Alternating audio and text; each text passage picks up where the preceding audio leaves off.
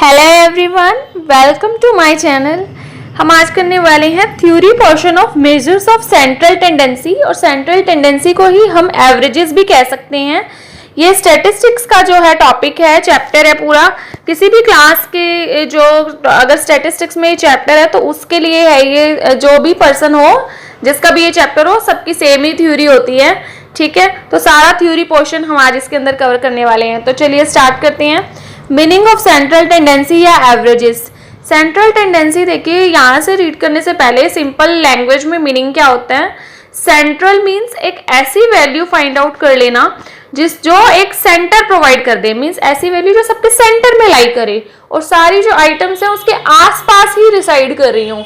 तो ऐसी एक वैल्यू जो बाकी सबको रिप्रेजेंट कर दे और सारी वैल्यू उसी के आसपास ही लाई कर रही हूँ, तो दैट इज सेंट्रल टेंडेंसी या एवरेजेस। जैसे कि हम सब भी डेली लाइफ में करते हैं, हमारे जो मार्क्स आते हैं ना किसी भी ईयर के किसी भी क्लास के, तो हम ना उनकी एवरेज निकाल लेते हैं।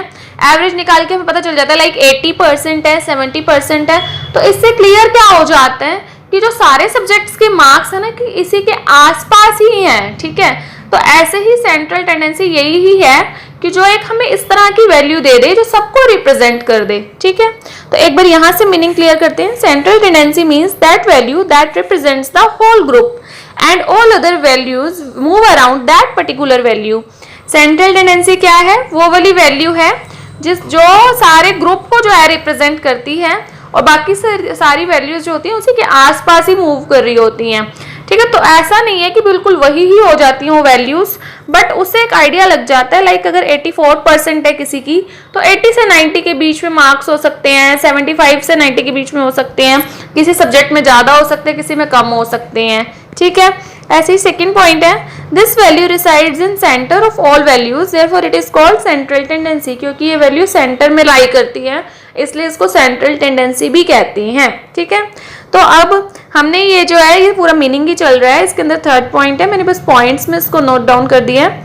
To remove the complexities of data, it's necessary that data should be comparable and there should be a particular value to represent the whole group. अगर हमें क्या कॉम्प्लेक्सिटीज को दूर करना है, चीज़ों को थोड़ा सिंपल बनाना है, तो उसके लिए ज़रूरी है कि ना एक ऐसी वैल्यू मिल जाए कि डायरेक्टली उसी को कंपेयर कर लिया जाए, एक एक चीज़ को कंपेयर करने से बेटर। तो इससे ना चीज़ें थोड़ी इजी हो जाती हैं, थोड़ा सा कॉम्प्लेक्सिटीज जो है सिंपल हो जाती हैं, ठीक है। तो सेंट्रल टेंडेंसी इसी चीज़ में जो है ना हेल्प करती है हमारी, तो इसलिए इसका हम यूज़ करते हैं। इसका हम यूज़ डेली लाइफ में भी बहुत ज़्यादा करते हैं, बट हम करते टाइम ना सोचते नहीं है कि हम मैथ्स के पॉइंट से या स्टैट्स के पॉइंट से कि हम इसका यूज़ कर रहे हैं। तो ये एक बहुत ही ज़्यादा हेल्पफुल चीज़ है।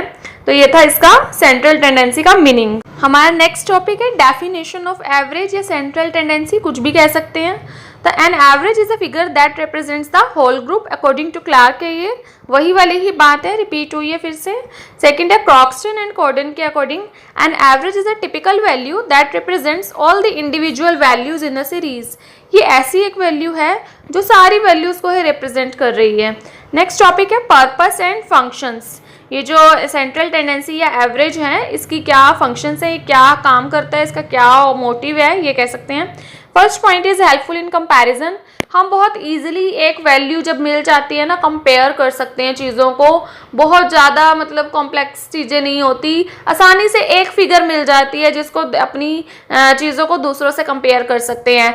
बिजनेस की जो है, हम 5 ईयर की इनकम को किसी एक बिजनेस की दूसरे के साथ हम कंपेयर कर सकते हैं, ठीक है। तो हमें अगर जिसकी मिल जाती है जो है ना, हमने जैसे एग्जाम्पल लिया, average marks obtained by students of A section, sub section के पूरा एक की एवरेज निकाल दी, ए की, बी की, देन कंपेयर कर सकते हैं कि ए की परफॉर्मेंस जो है ना बी से बेटर आ रही है। ऐसे बिजनेस में, कंपनीज में भी कर सकते हैं हम same cheese he. Second point is helpful in formulation of policies.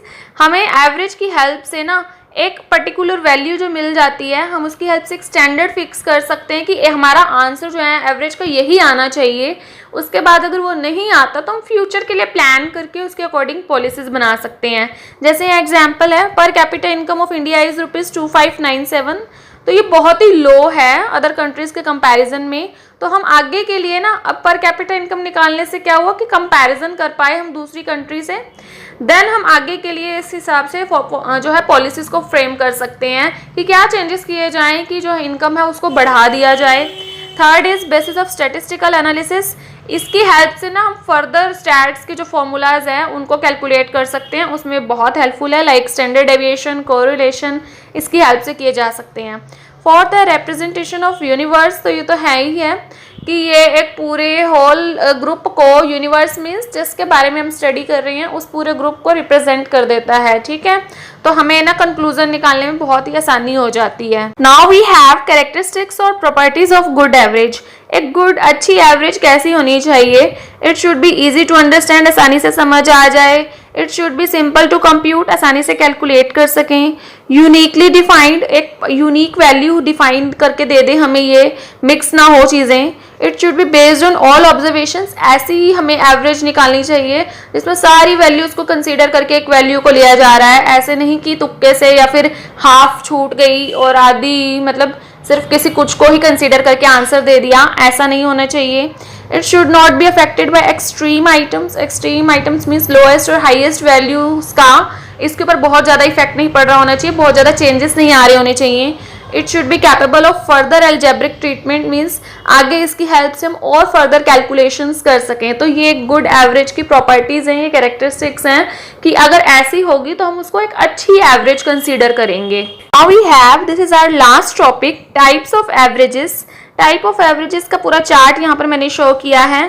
Type of averages 2 types की होती हैं, mathematical, positional averages. Mathematical averages के अंदर कौन कौन से आते हैं? Arithmetic mean, geometric mean and harmonic mean.